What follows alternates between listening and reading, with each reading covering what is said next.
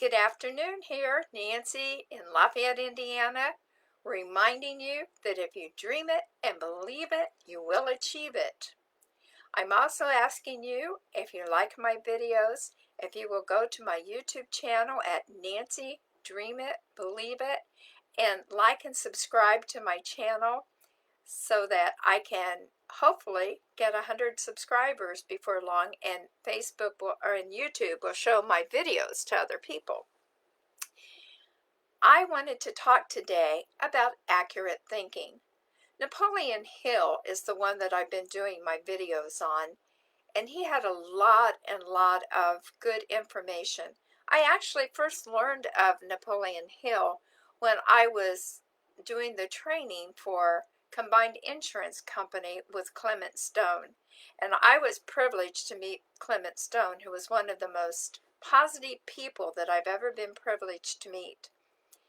But anyway, Napoleon Hill had a lot of thoughts. And one of the things is he said there are two types of reasoning. We have deductive reasoning and we have inductive reasoning. Or thought, if you would prefer to say thought.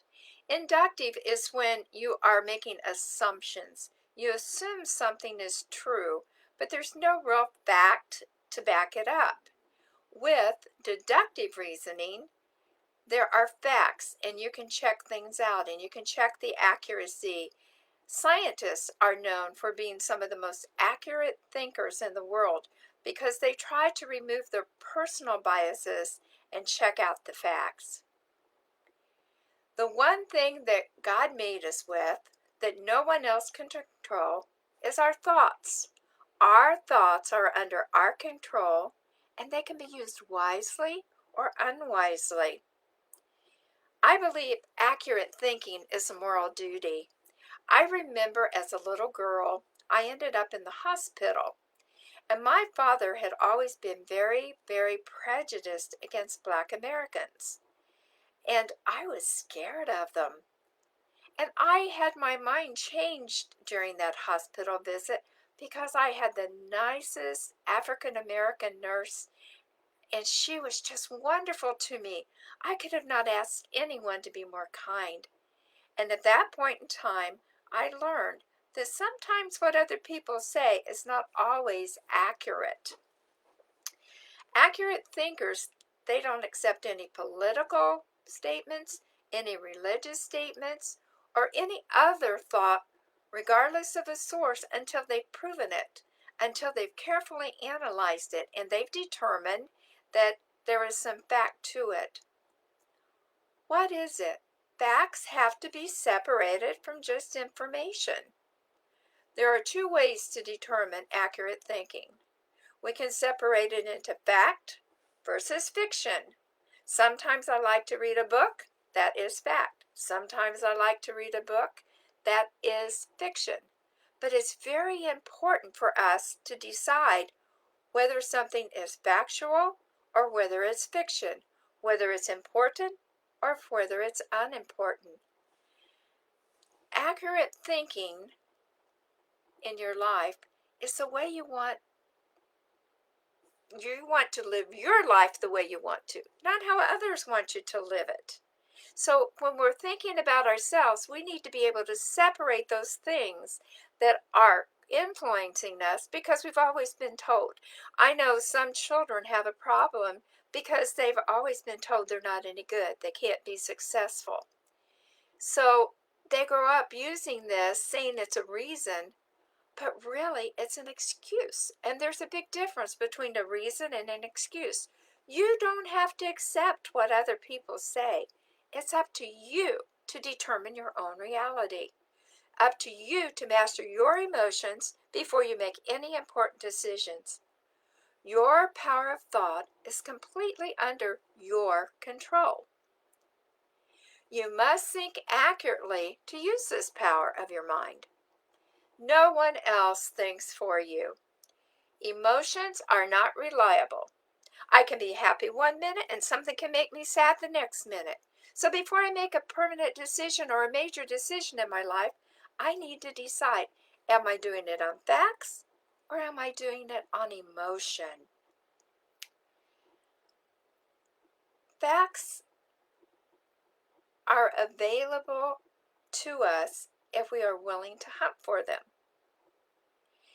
A simple rule that maybe we should follow is question somebody when they're telling us something with, "How do you know this?" Identify their facts and their sources. Identify why they think they know the answer or have it for you, but don't just accept it. And it's amazing, if you ask some people when they get to talking bad about other people, how they know it, they don't know it firsthand. They heard it second, third, fourth, fifth, or sixth hand. So don't accept anything that someone tells you that's derogatory about someone else. Check it out for yourself. Get the facts. And it's amazing how many people will be thoroughly embarrassed if you ask them how they know their fact is right. One of the things that Clement Stone said was, he said, we always need to ask questions. We always need to identify facts and their sources. And he gave us 7 rules to follow, and I'm going to tell you what those 7 rules are. I may have changed the wording just a little bit, but it's basically the exact same thing. He said, never accept opinions as facts until you have learned the source of their opinion.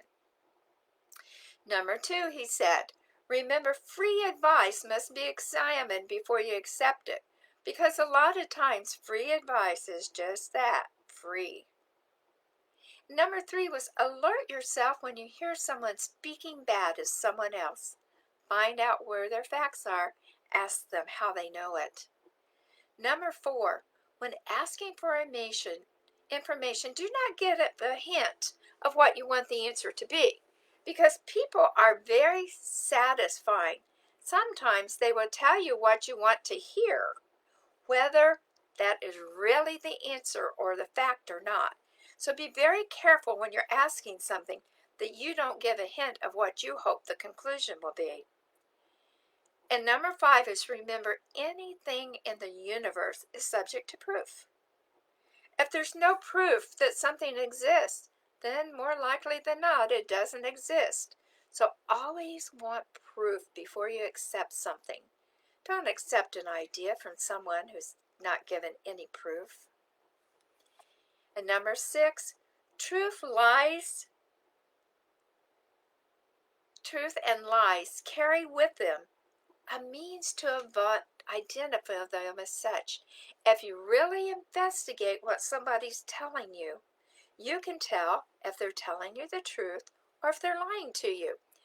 My youngest brother could never lie and not be caught, because he had an eyebrow that always went up when he was telling a lie.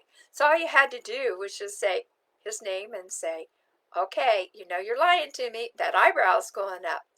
And it would make him so mad because he couldn't tell a lie even if he thought it was to his benefit. And number 7 is, follow a habit of always asking people, how do you know?